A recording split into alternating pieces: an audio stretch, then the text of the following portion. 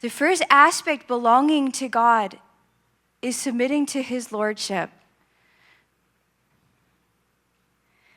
I know that probably sounds simple to people that have history with Jesus, but I sit with people hours and hours and hours, and actually getting people to the place where everything is submitted to him is a deal sometimes, isn't it?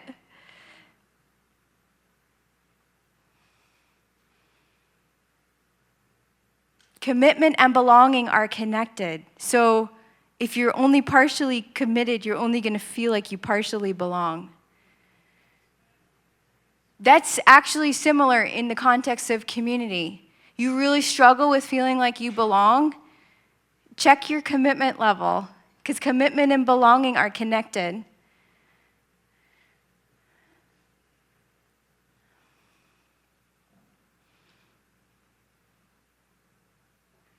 Submit to his lordship with everything.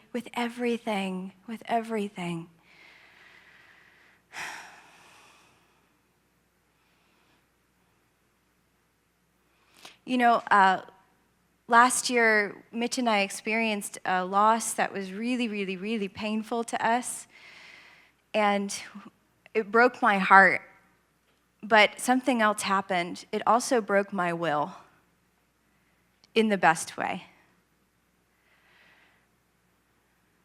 And I realized when I lost my will to fight for my way,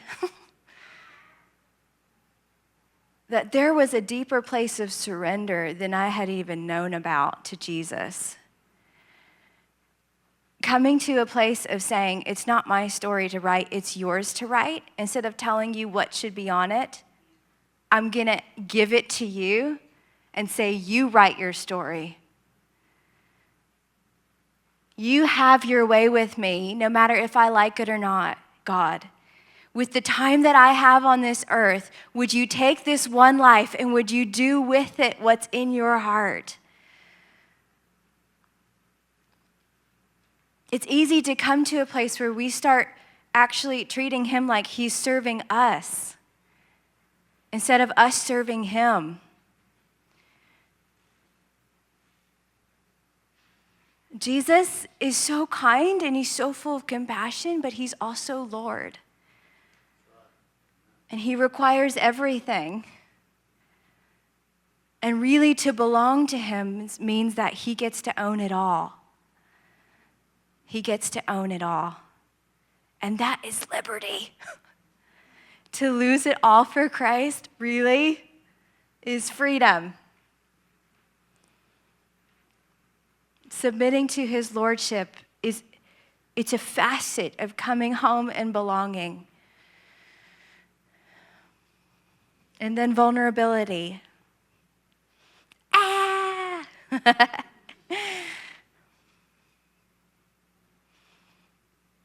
You need to be known, friends, and you're not going to be known unless you share yourself. So there.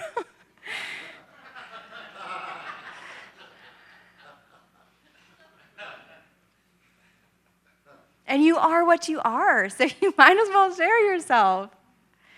You know, I really enjoy studying the miracles of Jesus through the lens of emotional healing. Why did he minister to each person differently? What was he addressing in their heart? And with the words of knowledge, what I see is him letting somebody know God knows you. The power of being known. Like for him to say to Nathanael, I know who you are. I saw you under the fig tree. For him to say to that woman, yeah, what you're saying to me is right. You're not married, but this is going. I don't think it was about exposure as much it was about the power of being known and how that heals the heart.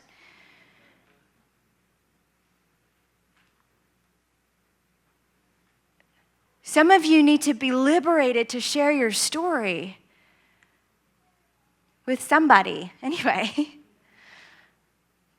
vulnerability is necessary to really realistically move into a place of belonging.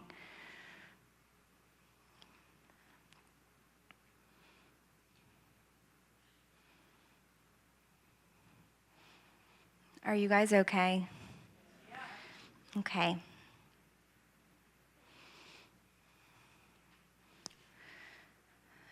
Third here, in belonging to God, purpose. Getting your purpose from Him. Instead of looking for it from a certain minister, or a certain ministry, or a certain organization, or a vocation, or whatever it is.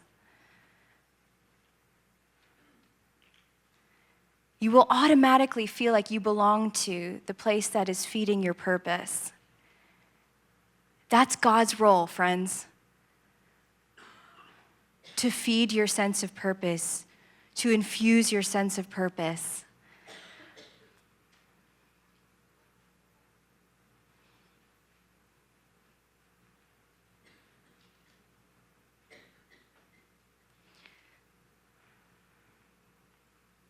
There is a place of intimacy with God where you are so secure in belonging to Him that stuff doesn't shake you. Where you know who you go back to at the end of the day. You know where your needs get met.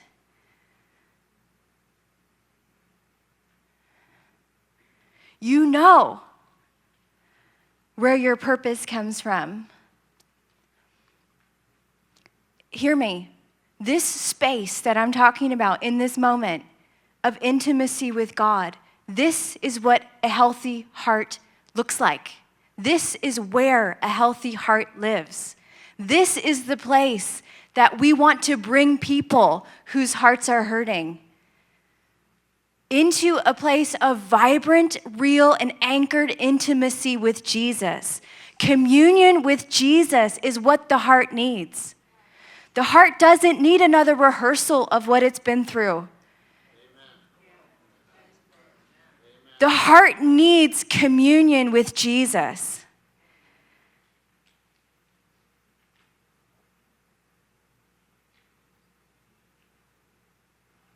When you spend time with Him, you come out more whole.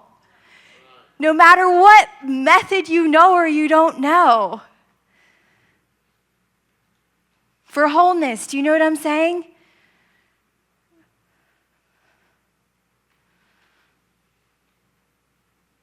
There's a place of belonging in the Father's house that is so full of provision for the heart. Let's not try to build another house outside of His house. Let's get people into His house.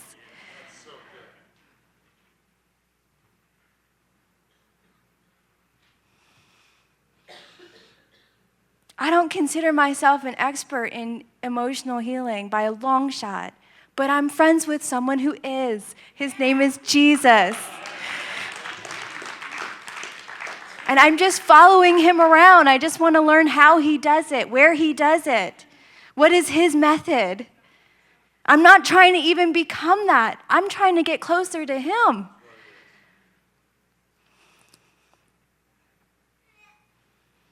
So even kicking this off, this whole conference off tonight, friends, some of you have come here with real needs, and you are in the plot of God's story, like His eyes are towards you. And I'm just telling you what the goal is, the target is, that you would land with a deeper intimacy with Him before you go home. That's the best place we can bring you. Is to a place of communion with Jesus where the needs of your heart are getting met directly from Him.